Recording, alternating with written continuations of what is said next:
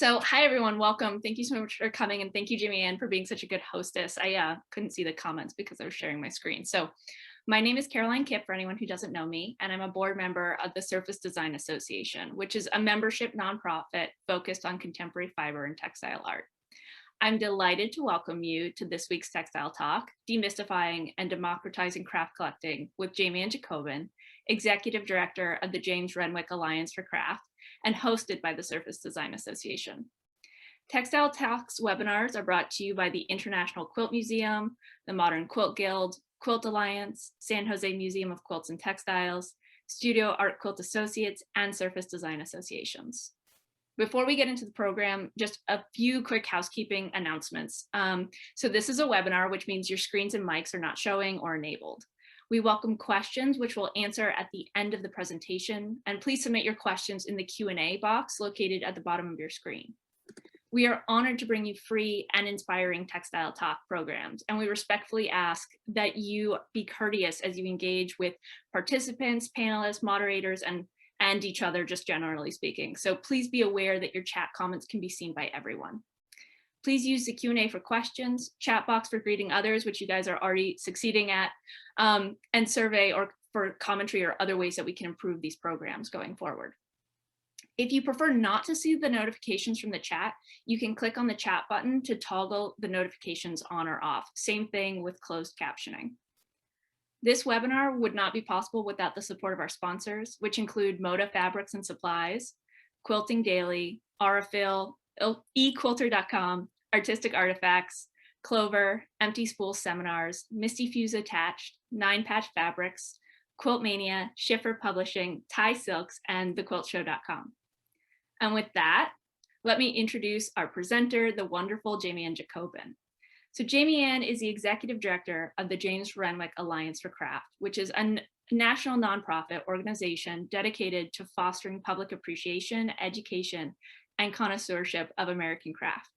She has made it her personal mission to increase awareness about collecting craft as a source of support for artists and for documenting the history of the field. So thank you for joining us today, Jaimianne. The floor is all yours now.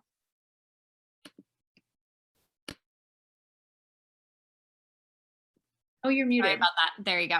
Thank you, Caroline. And thanks so much for being our moderator today. Everyone's in for a bit of a treat because Caroline and I are friends outside of this presentation. So there might be some interesting conversation at the end, and I will be encouraging folks to ask questions. So I'm going to share my screen. And as Caroline mentioned, we're going to be talking about collecting specifically craft, but also fiber art. So again, my name is Jaimianne Jacobin, and the James Renwick Alliance for Craft was originally founded as the James Renwick Collectors Alliance. And so we've supported almost half of the acquisitions actually at the Renwick Gallery here in Washington, D.C.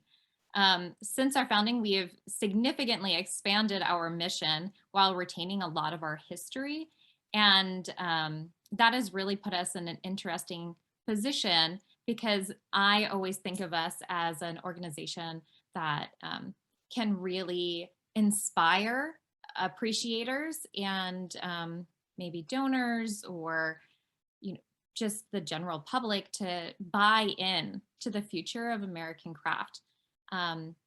So yeah, I'll get started. And if I guess I should also say, if anyone remembers the Friends of Fiber Art organization, an American organization that really was supportive of collectors of fiber art, we're very similar to that organization, but encompass obviously all of the craft mediums. So, of course, I say craft, using that word. I know that there are many in the textile field that are very against this, but I use this word kind of with a capital C and recognizing that a lot of lines are blurred in contemporary art. So I will be using art and craft interchangeably, and it's really encompassing material-based artworks post-World War II. So pictured here are a few of the pieces that the Alliance has supported for the Renwick Gallery's acquisitions. As Caroline mentioned, part of my personal mission is to increase the number of craft collectors as a source for support. Also, I think that people underestimate how collectors really document the field in a way, because they are making a number of donations to museums, and museums are open to the public. So I think that it's all kind of part of this larger ecosystem to support craft that we'll be speaking about today. So I personally define a collector as anyone who prioritizes buying works of art. That definition is going to come up a few times. And I say that because I think it's a more inclusive way of thinking about collecting. It doesn't matter how much money you make, it's about prioritizing the arts. In this case, fiber art. So I get a lot of weird, I don't know, stereotypes about collectors. So many artists I talk to often think collectors are like these mysterious beings that you kind of have to capture, right? And you have to find them. And then of course I get like angsty art students who think collectors are like capitalist devils who only purchase things to match their sofas. So I can promise you that collectors do not appreciate these stereotypes. This is a very funny picture that I found while looking up unicorns, and this was off of Etsy. You could be a collector of unicorns. I'm not going to judge you. But the caption on this funny Etsy thing was, "Only awesome people can see unicorns, it's true." And I just knew this was the unicorn for us. So let's start really with demystifying the craft market. I think that there's a lot of misconceptions about the art market or craft market, and which really leads to problems when understanding collecting. So this could be, this is whole college courses. It's a very, very condensed version. So I'm going to be talking about the real life humans that I speak with that are collectors, not the unicorns. And for this presentation, I reached out to a number of fiber art collectors specifically to inform kind of our discussion today. So I will say, well, I guess we can talk about it later, but a lot of the collectors that I spoke with, I really want to thank, because I can't say almost all of them have made it kind of their life goal to support the arts. And I think we should all just be absolutely thankful that people are willing to put in so much time and so much of their lives to documenting the field, getting to know artists, and kind of putting their money where their mouth is. If you care about something, being able to purchase it. So, okay. So I'm going to talk a little bit here about the art market, and then kind of how this leads up to collecting. So at the core, collectors buy artwork, right? It's very simple. They may buy directly from a gallery, an auction house, an artist, or other means. And artwork bought as a first sale directly from an artist or through a gallery offering it on behalf of the artist through a commission, that is called a primary market piece. And then when artwork is being resold from a former buyer, this is considered a secondary market. So we'll be talking a little bit about that on the presentation. An artwork can sell to a private individual or a public museum, right? But there's also corporate collections. That's very popular here in Washington, D.C. with all of the law firms that we have, and other corporate entities, but the law firms, I think, have made a big difference. So corporate collections can actually blur these lines between what is a private collection and a public collection, because some corporations will open their collection up to the public where others may not. This photo specifically is from an exhibition, Weave, Knit, Stitch, at Blue Spiral Gallery in Asheville, North Carolina. So the James Renwick Alliance for Craft, we go on craft tours and craft trips that are meant to be educational. And we recently went to Asheville. Tim Tate was on the call. He was one of our organizers. Thank you, Tim. And when speaking with a gallery owner about showing textiles, um, I kind of had asked an interesting question because I said, hey, listen, I'm seeing textiles here at your gallery, which is wonderful, but I'm not seeing them in the art fair market. So, for example, many of you may know SOFA in Chicago, which is now called Intersect. I'm not ever really seeing a significant amount of fiber work there. So when I asked the gallery owner about this, he kind of posed the question back onto us. We had about 20 people in our trip, most of them collectors. And he had said, well, would you like to see more fiber work at some of these shows? And almost every single collector there, all in unison, agreed that they would love to see more fiber work. And so I say that because I think, there was a lot of collecting of ceramics maybe in the 80s and 90s. Glass is at its height now. And I kind of wonder if that means it will open up some opportunities for larger fiber collections in the future.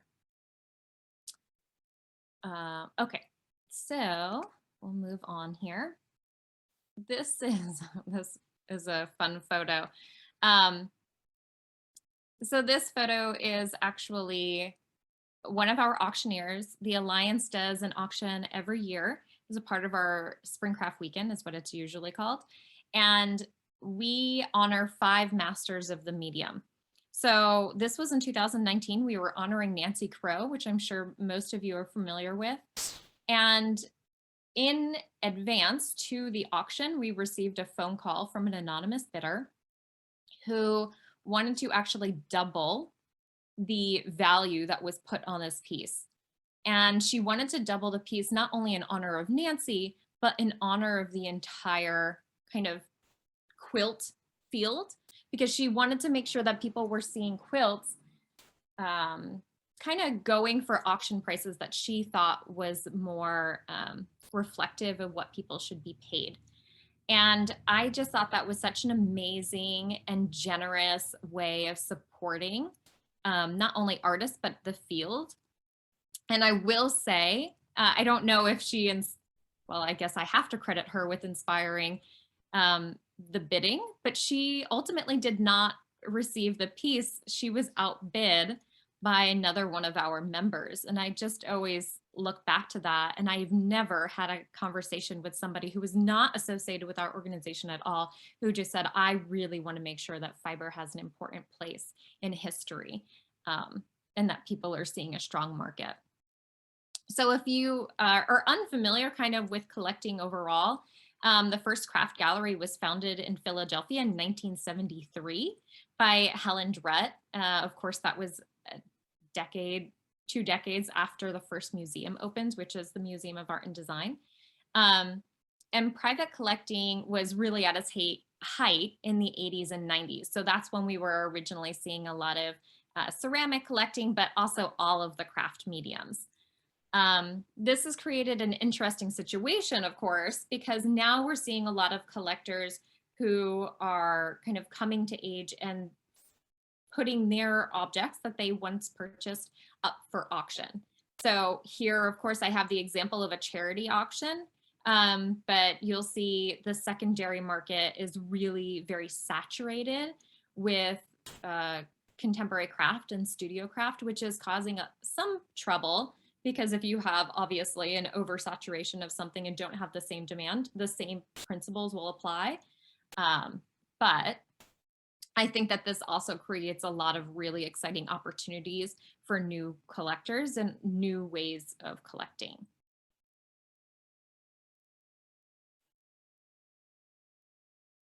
So here's a picture, of course, of the museum that Caroline works at, the Textile Museum, as part of George Washington University.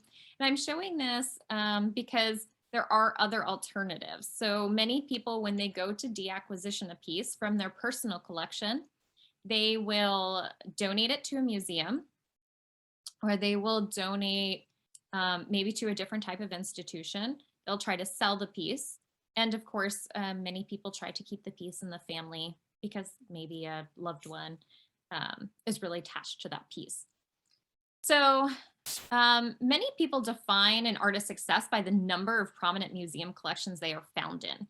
Some blue chip or high end galleries will control an artist's market by selling artwork only to esteemed collections to raise the profile of an artist. I do not see this happening much in the craft field, but stories like that add a layer of confusion and shroud the accessibility of collecting. And I think that this is kind of part of that mystery about collecting and the entire craft market, art market. So ultimately, artwork gets into museums in a few ways. One, a museum has a dedicated acquisition fund where they can purchase artworks that usually must be approved by a committee. And then two, a collector can donate a piece, as I was just mentioning. I literally had just gotten off of a phone call where the Renwick was talking about their 50th acquisition planning. They received over 1,000 offers to the museum, and they were looking to only acquire 100 pieces. So I think that's really important to note, because as we're seeing the market kind of have this influx of new works from many collectors, we're also seeing, museums that have increased cost with caring for that artwork and also storing that artwork. We're seeing that museums are at capacity in their current storing abilities. And, curators are having to make really, really tough choices. They're having to say, okay, is this is this the most seminal work of a body of works from one artist? And I think that maybe in the past people just thought, oh, well, I would give this to a museum and I'm going to be doing good. But there's a lot of factors at play. So I think if you're an artist, you should really be asking yourself, is your artwork important to a wider audience? Are curators, or I should say curators are only selecting certain works. So we need to really think about, why is this piece of artwork important? So at any point in time, if you're an artist and a curator comes in, you should be able to explain why that work in particular is important. And a lot of times that goes to the provenance of the piece. So if you're not familiar with provenance, it's really about, where has it exhibited? Where did you make it? How does it kind of relate in the body of work? And keeping some of the collateral, like the exhibition catalogs of where that piece has been, is really important for that type of documentation. And collectors keep that same type of documentation. So collectors are purchasing a piece, and then if they see it in a postcard, they see it in an exhibition. I mean, I've gone into collectors' homes and, they have whole dedicated closets just to their files. So I think that keeping all of this is important, but does not necessarily secure a place in a museum collection. So what does that mean, and where does this leave things? I'm starting to sound a little, I don't know, negative, but I'm not meaning to, because I do think that this opens creativity and different options for acquisitions.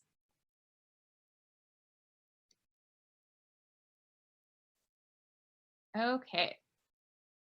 So here's another contemporary example of a major collection that has made a huge impact on the field. Of course, this is the International Quilt Study Center, and this was established only in 1997. So Artis and Robert James, I'm sure you're familiar with this museum. All right, so I added this just really to upset Caroline. I'm just kidding. So, sorry, I'm jumping around a little bit. This is a traditional model, I would say, of the hierarchy of artists. And you're probably all upset seeing this. I'm upset seeing this, and I had to make it. We all know that this is problematic. So, someone makes a piece of artwork, you care about it, you love it, a collector buys it, a collector holds on to it, it hopefully goes to a museum for you. It also hopefully goes to a museum for the collector. But if it doesn't, maybe it goes to a different type of institution, say a hospital or a university collection. or goes, stays in the family like we were talking about, wherever that might go. There's a hierarchy for that as well. Or at least that's what we, think of, right? So there's this hierarchy for artists, this hierarchy for collectors, and it's problematic. So, what these hierarchies are really doing is they're continuing unproductive conversations about art versus craft. They further issues around race and gender in the field. And it makes me wonder if this could be completely reimagined. What would this model look like if we could change this? So I think this opens up important conversations for artists to determine their own goals, right? Instead of ones that are superimposed, can we think about this and say, do we want to be in a museum collection? Do I want to make a living as an artist, or do I want my artwork to be a benefit to society? So I think that there's a great example here in community artists. In the 1990s, there was this large increase of funding for community artists on a national level, and from the federal government, kind of that trickled down. And this really disrupted this hierarchy in a good way, because now we can rethink about these different structures of the ecosystem in a way in which we realize that actually we can all support one another at different capacities in different ways, but it's all very vital and important to the field. Okay, so going from demystifying the craft ecosystem, we're now going to demystify craft collecting. And I should say also, ultimately, when I was speaking with a lot of the textile collectors, I think I was really encouraged to better understand why and how they're collecting, or how they came to be in the position that they're in, as opposed to some of the more basic questions that you maybe could get in other ways. So here's a wonderful photo of one of the people that I spoke with, Jack Walsh. He is a well-known quilt collector. So really, why do collectors buy art? Some collectors may buy art as an investment or a tax benefit, but I have yet to meet a collector in the craft field that is motivated by these purposes. So I think this happens a lot more significantly in contemporary art, but the people that I'm meeting who are craft collectors really genuinely care about the artist that they're investing in, and the artist that they're meeting, and the artwork, and how it even sometimes is a reflection of the own collector's life. So psychiatrist, author, and collector Shirley Muller, she is a ceramic collector. She says, I'm supposed to be scientific, but collecting isn't about science, it's about emotion. And the reason why we collect is simple. It makes us happy. With secondary motivators such as pride, intellectual satisfaction, or a connection to history. She is really like a neuroscientist, and she tries to study why collectors collect. And at the end of the day, it comes down to a sense of community, a sense of, as she said, pride maybe, and it's a lifestyle choice, right? We believe in collecting, and we believe in supporting the arts. So in my conversation with Jack, who's pictured here, he pointed out that he believes there are two different types of collectors. There's stewards and accumulators. In many cases, collectors are one and the same. Jack, for example, mentions his hobby of elephant figurines that he collects, and this kind of dated back to his grandfather. But it's very different than his collection of art quilts that is very intentional. So Fleur Bressler believes, that our collectors are born, and she often jokes that they must either have a missing or extra chromosome. Like, she thinks that, I don't know, collectors are deranged maybe, or have something funny that they're born with. So as a kid, she collected everything from acorns to pebbles, but in her words, she was creating a world of the own things around her. I love this photo because, of course, this is Fleur's collection today.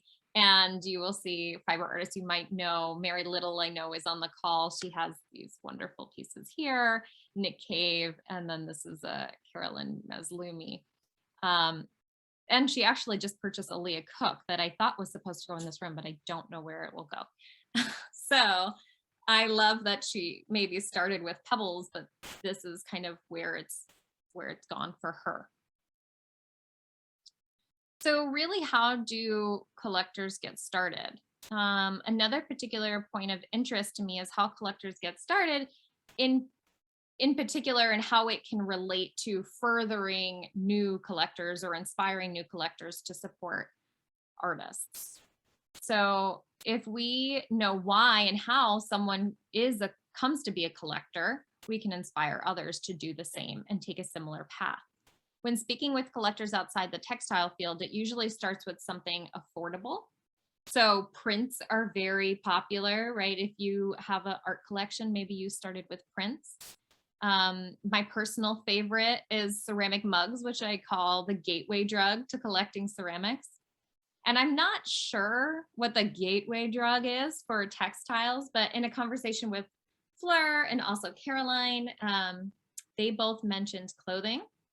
And I think that it's worth mentioning SAQA's 12 by 12 quilts. So Lisa Ellis, who's the director of Sacred Threads, this is her home actually. And I selected this photo because she really spoke about buying these 12 by 12 quilts as some of the first pieces that she purchased. So there's one here in the center, but then of course she was purchasing larger pieces that not only represent kind of her priorities, so bringing the outdoor in her own environment, but also her friendships. So this is a piece by the current SAQA president, Deborah, or I should say, I think former, I think it's changed. And she was a friend of hers. So she's kind of representing relationships in her quilt collection. She's representing things that she cares about and things that she prefers to surround herself with. And it makes us think, of course, about Fleur and how Fleur as a child was surrounding herself with things that, created her own little world, as she put it. So one thing is certain, becoming a collector is usually a process. It doesn't just happen overnight. And I think that a huge part of that process is learning and education and just really being present and being involved. So this is just a few quick fun photos. We've got Tim Harding on the left, who's doing a demonstration. I watched him demonstrate this reverse applique multiple times, and no matter how many times he did it, I was completely baffled. I saw him and I was like, that's impossible. You can't do what you just did. Of course he does. It's wonderful and amazing. And then on the right here, we have two of our members taking a break as part of a home tour of a collector. And as I mentioned, we do a lot of trips all over the country where our collectors get to meet different artists and see different galleries and see other collections. I think it's really important for collectors to see other collections, or even for appreciators to see collections, because I think it serves as a resource of inspiration. Okay, so Jack is speaking about accumulation, right? And I was thinking about it more, and I thought, accumulation is just the first step in developing an established collector. Accumulation in this case does not mean that all arts patrons were once hoarders, as seen on TV, but it means that they have an affinity to acquire physical objects. So not everyone is meant to be a collector. It's not everyone's thing, and that is a-okay. In many interviews, though, as you've heard today, a lot of the people I was speaking with did accumulate as a child. So in the, collecting process, it then goes on to appreciation. So appreciation for physical objects. Of course, today we're talking about textiles. So maybe accumulation is something that you are born with. Maybe it is that extra chromosome, as Blair says. And then appreciation for textile, whether it be for clothing or for the 12 by 12s or um, whatever might bring you into the field. And we move on to education. You saw the photos already that I shared. This is the kind of part of collecting that most excites me because I think it's something that we all share a love for, right? We want to learn more. We're lifelong learners in the arts very often. And it opens all these amazing doors for fun programming and things that we can do to get to know people and get to know the field of collecting. So then, maybe someone becomes the elusive collector. Of course, not really elusive, right? We got rid of the unicorns. But I think it's important to remember here that this is not necessarily someone who's wealthy, but someone who is prioritizing the purchase of artwork. And then lastly, some collectors, not all, become patrons. And a lot of the people that I was speaking with would fit into this category. So a patron is someone who then is also giving to multiple different causes that's related to their collection. I had an artist once call Fleur her fairy godmother, or her, maybe not fairy godmother. I think she called it like her craft godmother. Because I think that patrons are really very dedicated to supporting the artist and kind of keeping an eye and making sure that they're progressing in their art practice. I have many collectors that I've spoken with that are very concerned about the future of collecting. It's specifically young collectors not having the same sense of patronage. But I think A, only time will tell. But B, I think that this creates an opportunity, right? We have our first wave of craft collectors who are beginning to deacquisition. And where can we kind of step in? I say we, because I would say I'm of that generation, to continue this legacy and continuing to make sure that we have a place in the field. So to do this, I think we need to first and foremost reinvent how we're seeing the word collecting. I think that's a huge problem. I think most people, even of longtime collectors, when they hear the word collecting, they shy away from it, or they think that it's not approachable to other people. But it is the right word, and we shouldn't be afraid to use it. We have to all together, though, kind of reframe how we're talking about collecting.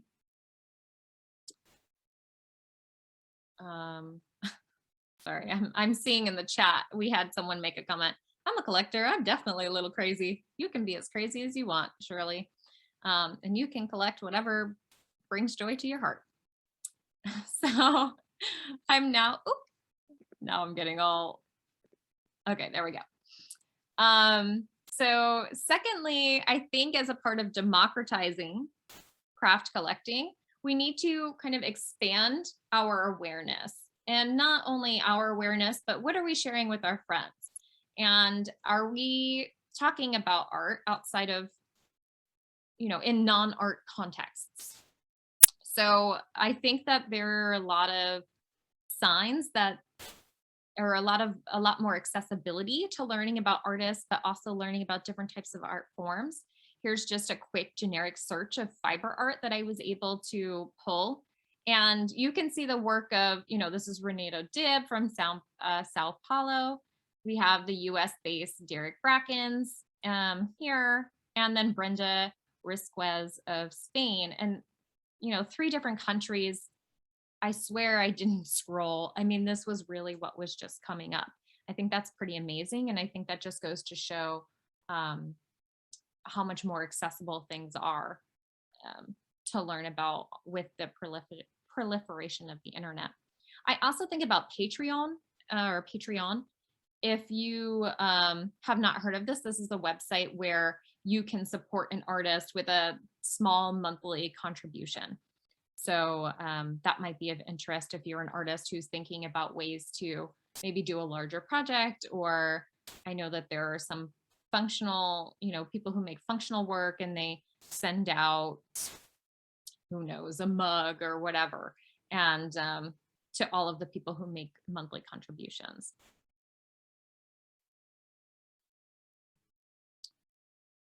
So there's also, in talking about making information more accessible, not only do we need to make art more accessible, but we also need to make the collecting more accessible. I think that there are some good signs of this. There are websites like Gallery or Larry's List. These are two photos that I pulled from Larry's List. Oh, someone's raising their hand. We'll be answering questions at the end. So these are two photos that I pulled from Larry's List, and you can see completely different types of textile work in each of them. I will say it's very difficult to find craft work in Larry's List or Gallery, which breaks my heart, but I'm always looking and I'm always excited when I see it. So on the left, you see Sterling Ruby, who's not necessarily a textile artist. He kind of works in every medium, but in that case, he was working in textile. And then we have El Anatsui on the right in this very eclectic collection. So I will say too, websites like Artsy or Rago has completely changed the field. So Rago is an auction house, and they are really fabulous about making all of their sales information totally transparent. So you can see what things are kind of being acquired for. And Artsy, is this amazing resource if you're looking at purchasing something and you want to know the price. I mean, all of us can remember going into a major gallery, and I remember as a college student going into major galleries and saying, wow, I love that piece. I wonder how much it is. And instantly, you weren't of a certain look, maybe, because it was very hard to get the price of that piece. That's unacceptable. We can't let that happen in the art field. And so when I see websites like Artsy kind of progressing, granted, there are plenty of pieces that don't have prices on there, I know, okay, well, that's a $5,000 piece. I don't have $5,000 at the moment, but that's something that I could save for. So let's see. That's actually kind of what's in this next slide that I wanted to talk about. This is a local collector here in DC who didn't, it's a couple, they didn't necessarily think of themselves as collectors, but they had a sense of curiosity, and they joined the Alliance a few decades ago, and they started going on our trips, and they started going on our programs, and they met these artists, and they just started buying kind of along the way. Well, now, of course, just over a dozen pieces are going to the Renwick Gallery's permanent collection. And I think, what a lot of our collectors in our group are doing is saying, okay, I'm just getting started. Maybe I can only buy one piece this year. Or maybe I'm just getting started and I'm only going to buy a little sample of something from the artist studio. It's not an actual finished work, but it's something that I can do at my capacity to support this artist, because I have met them and I do care about their future, and I care about the future of the field. So I should also mention that most people don't even know that expensive pieces can actually be more accessible with a payment plan. I don't think that I knew that until I started working at the Alliance, and it opens possibilities. It opens a lot of possibilities. Maybe you can't purchase a piece at just that moment, but you can break it up over time. Or, that one piece a year, what if you were buying things to represent significant times in your life? Wouldn't that be amazing? Maybe it's an anniversary, or maybe you purchase a new home. What's a great way to mark that moment, but to buy a piece of artwork? My husband and I did this when we got married. The first thing, I guess people exchange gifts when they get married, who knew? But we bought a piece of artwork for our local museum because we cared about that. All right, I'm gonna hurry up and I'm almost done because I know people have a lot of questions already. So lastly, and most importantly, to really democratize collecting, we need innovation. In the last few years, I've seen a lot of different approaches to collecting that were less popular or just simply did not exist. And now we're seeing all sorts of interesting options. I just saw an article recently, and it was about renting pieces for your private collection. I've seen that for corporate, but I have not seen that for private. There's also I think they're called CSAs, where you buy into a kind of like a group. As a group, maybe 10 people get together, they all buy in and they receive a piece of artwork from an artist that's small. And then the next month they buy in again and they receive a different piece of artwork. So it's kind of a more collaborative way of collecting. And I wanted to use this piece specifically as an example about innovative ways to collect. And this is more specific to public collections, as we were talking about private and public collections. This piece was crowdsourced as really inspired by a docent. So there was a Black businesswoman who was a docent at the Blanton Museum in Austin, Texas. And she saw this piece and she just knew that it would make a huge difference for the museum and for her community and people who look like her to see this piece as a source of representation in the collection.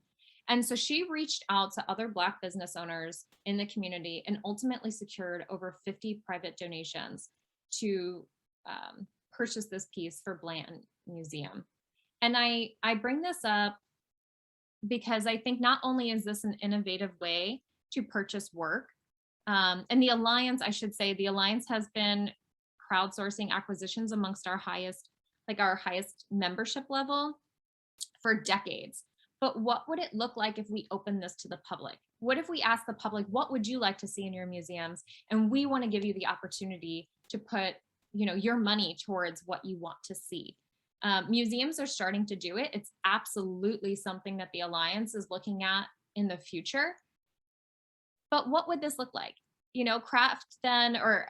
Craft collecting is not only something that you do personally, but it is an active advocacy. So, So just kind of to, go back and look at all of this again. In democratizing collecting, we really want to reframe the notion of what a collector is.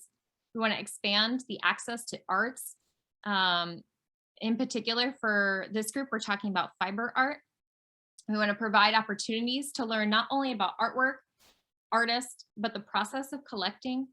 We want to prioritize in our personal lives the support of the arts to encourage others to do the same. And lastly, we want to create innovative and engaging ways to collect. So I might just skip this. This is another amazing collection that I had the honor of seeing. But I think I'm going to skip over this just so I can get to questions today, because I think that there might be a number. And I want to thank all of you. I think ultimately, collectors like artists or anyone else are coming from all walks of life. And it's really about matching that artwork with the right collector. And the best way to do that is through a conversation. So I'm happy to answer any questions you may have. And that's all. Thank you so much, Jaimianne. That was great. Yeah, we do actually have a number of questions already. And I'm going to start off with, it's a two-part question. How do you feel about artists putting their prices on their websites and that sort of transparency of what's available? And then the secondary part of that is, could we talk a little bit about collecting at craft fairs like the Smithsonian's or the American Craft Council or any of those, both from the perspective of a collector and from an artist exhibiting? Yeah, I think, that first question's a good one. I love when I go to an artist's website and I see an opportunity to buy there. And I do, right? So if I see something I like, maybe I'm not purchasing their most expensive work, but I'm purchasing something that's a little bit more accessible. Yeah, and why not? It's a Friday. I'll buy this, $200 necklace or whatever it is. So I think that you're definitely going to see an increase in sales by doing that. However, it depends at what price point your work is at. And I think that if you have gotten to a certain point in your career, I think of Linda McNeil. She's a good example. She's a jewelry artist and glass artist. She has to do like launches of her work because it is so popular. And so she does it, she does one launch on her birthday to celebrate her own birthday. And that's another way of creating a buzz around your work.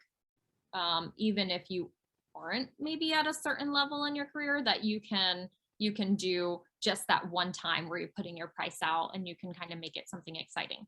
So that's what I'm going to say about that. So yes, prices, if you're at a certain level, I would say, I don't know, maybe under 5,000.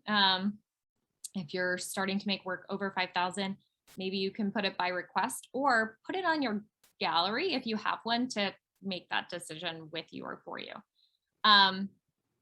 Then the second part of your question, yeah, I think that there's a lot of fatigue in art fairs right now because they're a lot of work. However, I do think, the Alliance, we all get together, we all go see ACC in Baltimore, we wouldn't miss it. So you are getting a lot of exposure by doing those fairs. And I'm not going to say that they're not good for everyone. I will say that there are definitely some ways of selling your work that's a lot easier and do not require so much physical stress or financial input. So as I said, with the Alliance, we do a lot of trips. We go all over the place. We go to, smaller communities. And we would love to have an artist reach out and say, hey, I want to do a trip to my neighborhood or my city. We also have these other 5 amazing artists. And what do you have to do then? Clean up your house. So you clean up your house. Maybe someone buys something, maybe not. Maybe they take a photo. Maybe they end up sharing it with someone. So I think that there's a lot of opportunities and you have to just look at what your capacity is. Thank you for that. I'll also add on to the crafts fairs. You and I had discussed previously, like a way of making it more sustainable financially, as well as to go in with other people on a booth, right? Yes. But also as a curator's perspective, I rarely buy anything at those shows, but then I start following you on Instagram and I stalk you and I know what you're up to. And sometimes that's how the relationship builds over time, right? So less transactional. Good point.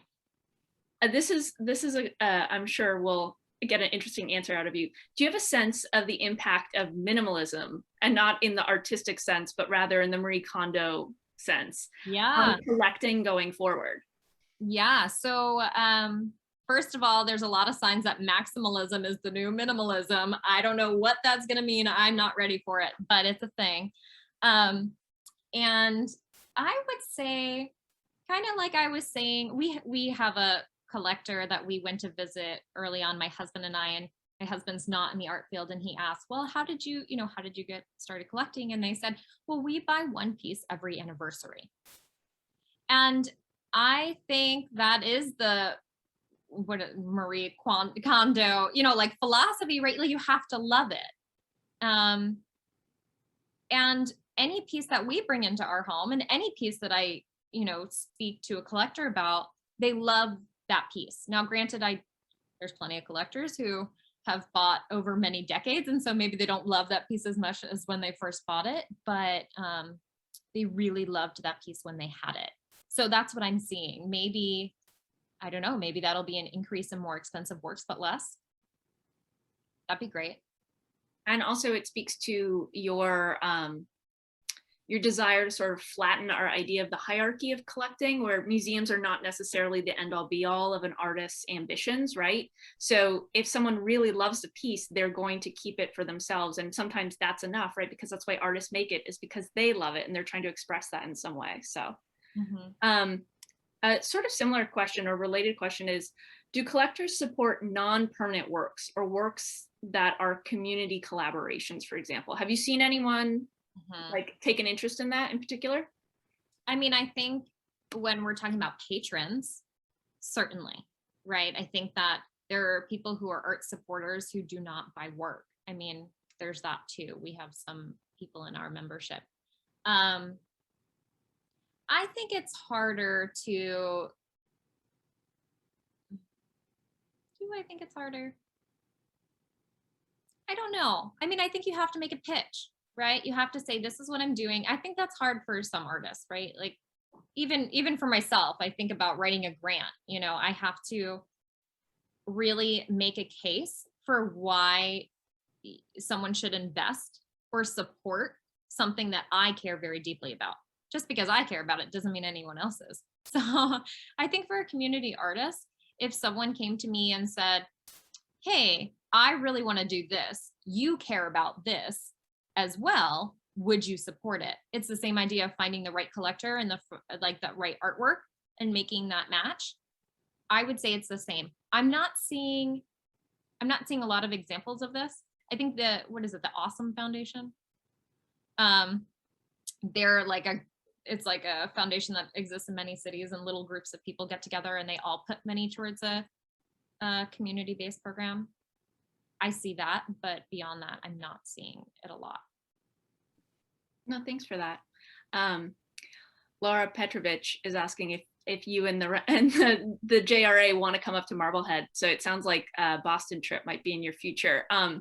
For any artists who live, especially in like a non, not a big East Coast city or West Coast city necessarily, how would you suggest they go about attracting collectors or a collector group like the JRA to come and visit them? Well, I would say it's really important to not make it all about yourself, right? That sounds terrible, but it's the same for us. I'm not going to reach out to another organization that I want to partner with and say, these are all the reasons why you should come, because I'm amazing. The Alliance is amazing. So I think look at other resources in your community that might be of interest. And there are other groups too. I mean, think about museum support groups.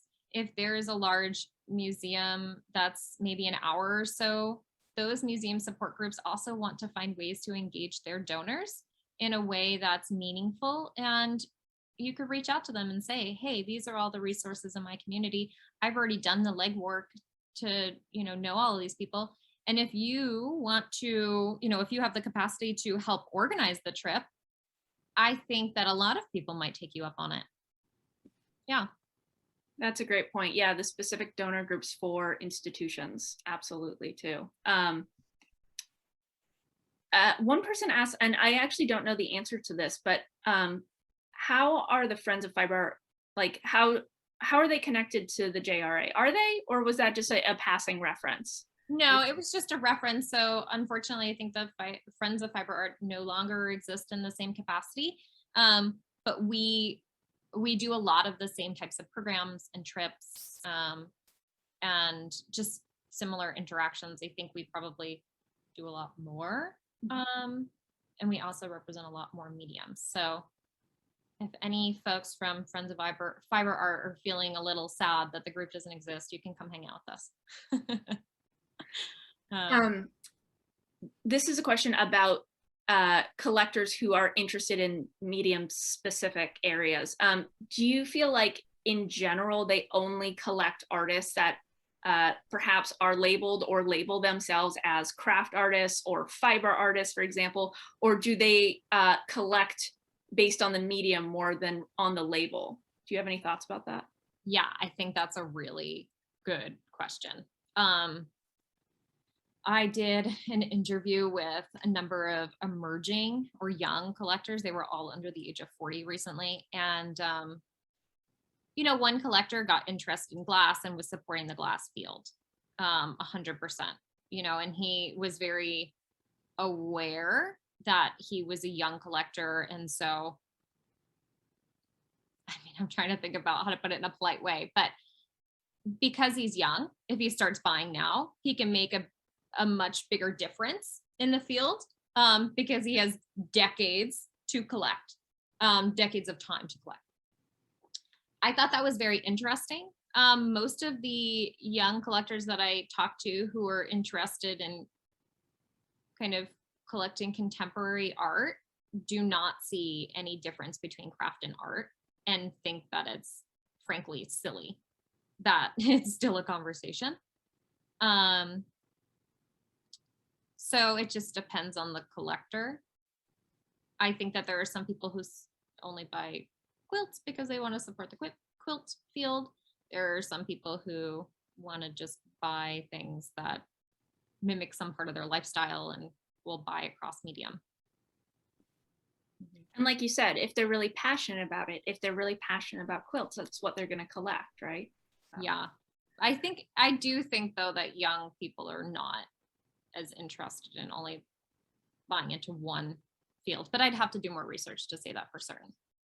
Yeah, well, that makes sense. It's a reflection that as those false hierarchies sort of dissolve, right, in the way we think about it, that why would other people like collectors and people who support artists financially continue to adhere to those sort of false boundaries? So, yeah. Jaimianne, thank you. I think we've actually basically reached the end of our time.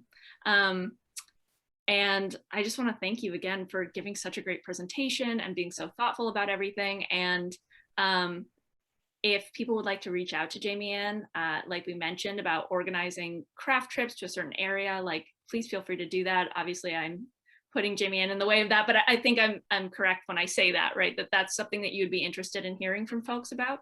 Absolutely. Or, I love to hear about people's collecting stories or, I might not get back to you immediately, but I will absolutely get back to you. And yeah, I'd love to hear from everyone. Awesome. Thank you. Okay. And so before I let everyone go, I'm going to attempt to share my screen again. And just thank you all for being here with us today.